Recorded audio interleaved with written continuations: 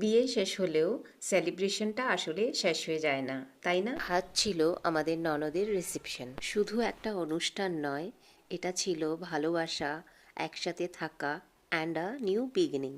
এই যে বাচ্চা মেয়েটা দেখছো, ওর নাম ওরি, আমার দেওরের মেয়ে। আর সাথেই আমার দেওর বসা। 12 তারিখে রিসেপশন ছিল, তো 12 তারিখে সকালবেলা আমি, দেবু, ভাই আর ওরি আমরা চলে গেছিলাম ডিব্রুগড় থেকে ডিগবই।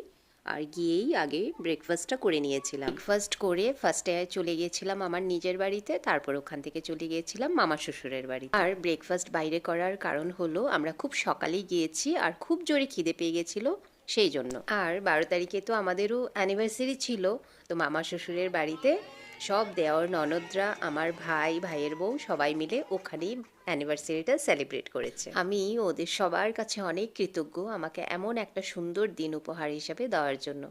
এটা ছিল আমার লাইফের বেস্ট অ্যানিভার্সারি। তারপর রাতের বেলা আমরা সবাই চলে গেলাম রিসেপশনে। সবকিছু খুব সুন্দরভাবে সাজানো ছিল, লাইটস, ডেকোরেশন, সবকিছুর মধ্যে একটা রয়্যাল টাচ ছিল। Everything felt so royal, so magical. কিন্তু সবচেয়ে বেশি সুন্দর ছিল ওদের দুজনকে একসাথে দেখা। আমাদের তরফ থেকে ওদের দুজনের জন্য কিছু উপহারও নিয়ে যাওয়া হয়েছিল। আজকে আমরা সবাই মিলে সেলিব্রেট করলাম ভালোবাসা, বন্ডিং আর একটা নতুন সম্পর্ককে। ডিয়ার ননদেন জামাই, তোমাদের জন্য আমার তরফ থেকে থাকলো অনেক অনেক ভালোবাসা আর অনেক good wishes. May your life be filled with respect, understandings and lots of happiness.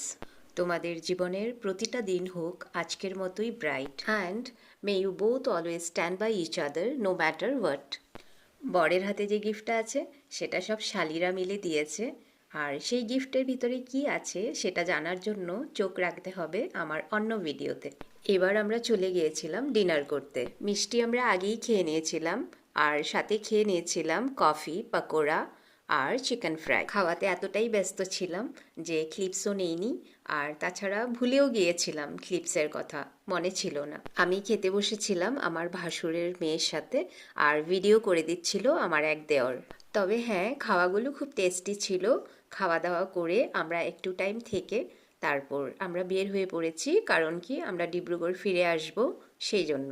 আমার ভিডিওটা কেমন লাগলো নিশ্চয়ই মতামত জানিয়ে যেও। দেখা হচ্ছে আবার অন্য ভিডিও। Bye bye.